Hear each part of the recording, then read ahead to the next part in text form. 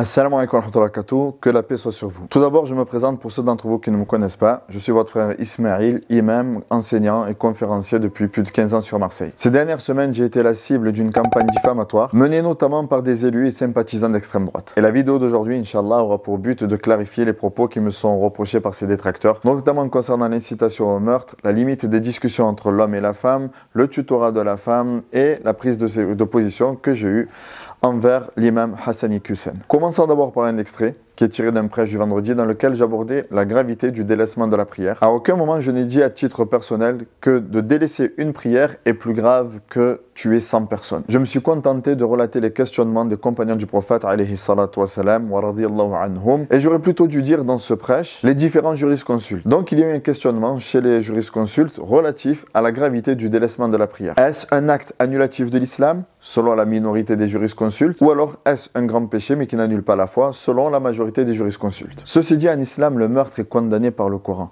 C'est le péché qui vient de suite après le blasphème. Et il n'y a pas de péché plus grave que le du meurtre après le fait de ne pas croire en Dieu. Et j'en veux pour preuve le verset que tout le monde connaît, dont je mets la traduction ici, dans lequel Allah subhanahu wa ta'ala nous dit Min ajli dhalika katabna ala bani Israila annahu man qatala nafsan bighayri nafsin aw fasadin fil ardi faka'annama qatala an-nasa jami'a wa man ahyaha faka'annama ahya an-nasa jami'a. Et dans la sunna, le prophète alayhi salatu wassalam nous dit que la première chose sur laquelle on jugera les hommes au jour de la résurrection, c'est assurément les affaires liées à l'effusion du sang. Et on parle ici de tous les hommes, de tous les êtres humains, quelle que soit leur origine, quelle que soit leur confession. L'islam condamne le fait de tuer un seul animal par pure corruption sur terre. Donc qu'en est-il de l'humain? Donc le meurtre constitue un crime d'une gravité extrême dans notre religion, comme dans n'importe quelle religion d'ailleurs. Ce discours, ce prêche du vendredi, était destiné à des musulmans qui comprennent la gravité du meurtre en islam et qui comprennent ce que représente la prière, qui est le pilier le plus important de l'islam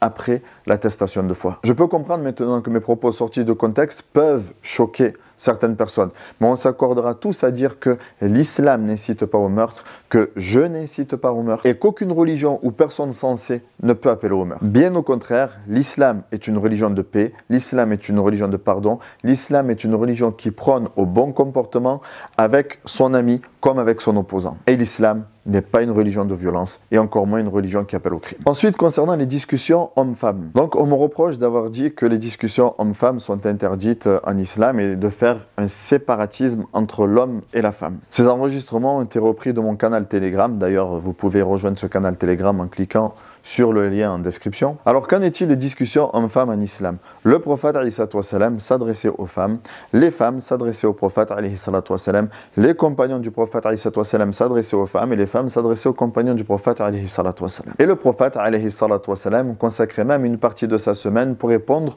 aux questions qui sont relatives aux sujets liés aux femmes. Son épouse Aïcha radiyallahu anha, qui était parmi les plus grandes savantes et théologiennes de son époque, se permettait même de répondre à des hommes sur certaines questions. Donc qu'en est-il de mes propos? En islam, les discussions hommes-femmes qui ne sont pas autorisées sont celles qui amènent à un désir charnel entre un homme et une femme qui ne sont pas mariés. Et toutes les religions s'accorderont à dire que toutes les discussions ou alors tous les moyens qui mènent aux relations intimes hors mariage sont proscrites. Néanmoins, si des personnes de confession musulmane ou non musulmane souhaitent avoir ce genre de discussion sans être mariées, elles sont libres de le faire. À titre professionnel, je suis quotidiennement amené à échanger avec des femmes puisqu'elles constituent une grande partie de mes collaborateurs et cela ne pose aucun problème. Ensuite, concernant le tutorat de la femme pour le mariage, on me reproche de dire, et ça a été repris dans le canal Telegram, que la femme ne peut pas se marier sans l'autorisation de son tuteur. Donc je m'exprimais sur le tutorat de la femme dans le cadre de la cérémonie du mariage en islam. On ne va pas mentionner ici tous les textes du Coran et de la sunna du prophète alayhi salatu wassalam dans lequel Allah et son prophète alayhi salatu wassalam nous enjoignent d'être bons et de faire preuve de bonté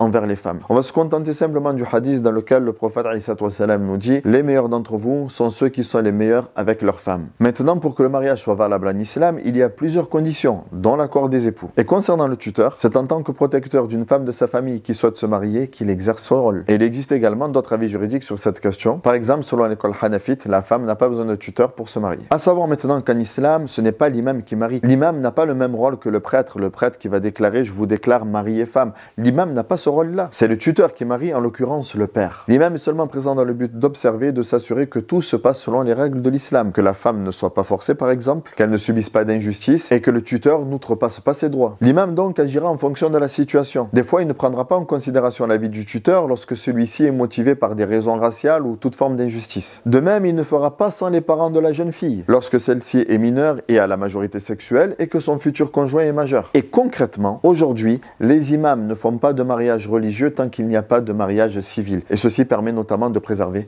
les droits de la femme. En résumé, pour que le mariage soit béni en islam, il faut que certaines conditions soient réunies. Néanmoins, et encore une fois, une personne est libre de faire ce qu'elle veut en fonction de ses convictions. Et enfin, j'aimerais aborder le sujet de l'imam Hassan Iqiyoussen. On m'a reproché de l'avoir soutenu lors de sa procédure d'expulsion. Hassan Iqiyoussen est mon confrère en tant qu'imam et conférencier. Et il est surtout mon frère en islam. Donc il était évident pour moi que je lui manifeste tout mon soutien lors de cette épreuve. Et en tant que responsable religieux, j'aurais pu être à sa place. Je me devais donc de prendre la parole à ce moment-là. Et voilà, c'est tout pour cette vidéo. Je vous dis à très bientôt, Inch'Allah, dans une autre vidéo que j'espère plus éducative, plus centrée sur notre relation avec Allah subhanahu wa ta'ala. D'ici là, portez-vous bien. Wassalamu alaikum wa rahmatullahi wa barakatuh.